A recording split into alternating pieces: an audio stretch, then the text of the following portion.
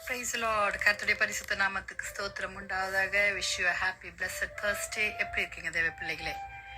இன்றைய தேவ வாக்கு எசேக்கியேல் 38 அதிகாரம் 7வது வசனம்.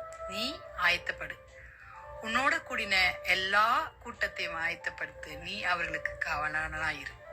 ஆம் வாலிப பிள்ளைகளே, நீ ஆயத்தப்படு, அதுடன் கூட எல்லாரையும் கூட்டி ஆயத்தப்படுத்தி அவர்களுக்கு காவலாயிரு. எப்படின்னா, நாம் ஜெபத்துல எல்லாரையும் கூட்ட வேண்டும். வாலிப பிள்ளைகளே, நாம் எப்படி ஆயத்தப்பட வேண்டும்?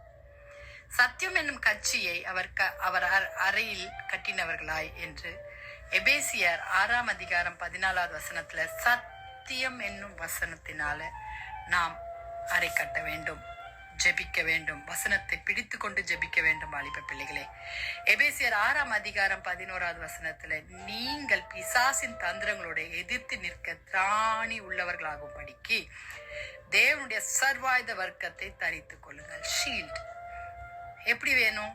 வசனத்தை சொல்லி, ஹல்லேலூயா, வசனத்தை சொல்லி சொல்லி நாம் அந்த வசனத்தை நாம் கச்சையாக அறை கட்டி கொண்டு நாம் ஆயத்தப்படுத்த வேண்டும். வாலிப பிள்ளைகளே, அப்படி இருக்கும் பொழுது பிசாசானவன் நம் கூட்ட வந்து நிற்க மாட்டான்.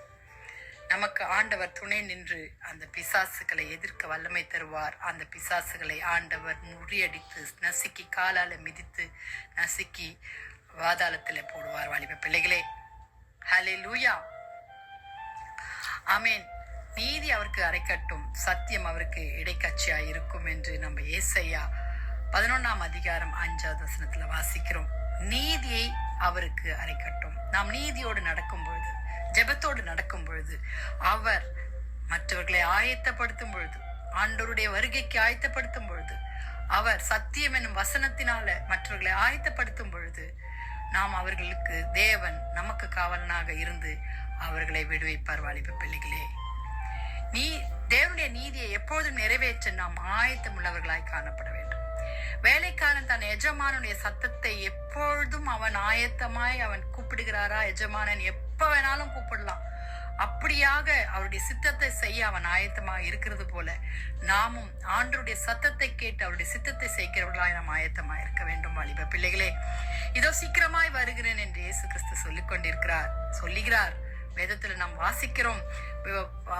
வெளிப்படுத்தல விசேஷத்துல அநேக இடங்களில ஆண்டவர் வருகையை குறித்த அடையாளங்களை சொல்லியிருக்கிறார். அது இப்போது நடந்து கொண்டிருக்கிறது. வாலிப பிள்ளைகளே, ஆகையால் நீங்கள் உங்கள் மனதின் அறையை கட்டிக்கொண்டு தெளிந்த புத்தி உள்ளவர்களாய் இருந்து இயேசு கிறிஸ்து வெளிப்படும் பொழுது உங்களுக்கு அளிக்கப்படும் கிருபையின் மேல் பூர்ண நம்பிக்கையாயிருங்கள் என்று 1 பேதுரு 1 அதிகாரம் 13வது வசனத்துல பேதுரு புத்தி சொல்லுகிறார். வாலிப பிள்ளைகளே, நாம் ஜெபிக்கலாமா? ஏசப்பா, எங்கள் நினைவுகளை அறை கட்டி கொள்ள, எங்களுடைய ஜெப வாழ்க்கையில பிசாசை எதிர்த்து நிற்க எங்களுக்கு பலனை தாங்கன்னு ஜெபிக்கலாமா? துதிகளின் மத்தியில் வாசமா இருக்கிற எங்கள் பரலோக தேவனே, அப்பா, அருமையான இந்த நேரத்திற்காக உம்மை நன்றியோடு உம்மை துதிக்கிறோம், உம்மை ஸ்தோத்திரிக்கிறோம். ஆண்டவரே, உம்முடைய வருகை சமீபமா இருக்கிறதுப்பா. ஆமா ஆண்டவரே, நாங்கள் கர்த்தாவே ஜெபத்துல காவலாளிகளா இருந்து ஆண்டவரே சத்துருவை மிதித்து போடத்தக்கதாய் ஆண்டவரே சத்தியம் என்னும் வசனத்தை நாங்கள் கை கொண்டவர்களாய் வாழ எங்களுக்கும் எங்கள் குடும்ப பிள்ளைகளுக்கும் கர்த்தாவே தேசத்திற்கும் சபைக்கும் கர்த்தர் பலன் தர வேண்டுமாய் ஜெபிக்கிறோம். நீ சீக்கிரமாய் வருகிறது என்பதை நாங்கள் ஆண்டவரே இப்ப நடக்கிற ஒவ்வொரு காரியமே எங்களுக்கு உணர்த்தி கொண்டிருக்கிறதப்பா. அதற்காக உமக்கு ஸ்தோத்திரம். அதற்காக எங்களை புத்தியுள்ள கன்னிகளாய் ஆயத்தப்படுத்துங்க ஆண்டவரே. ஹல்லேலூயா.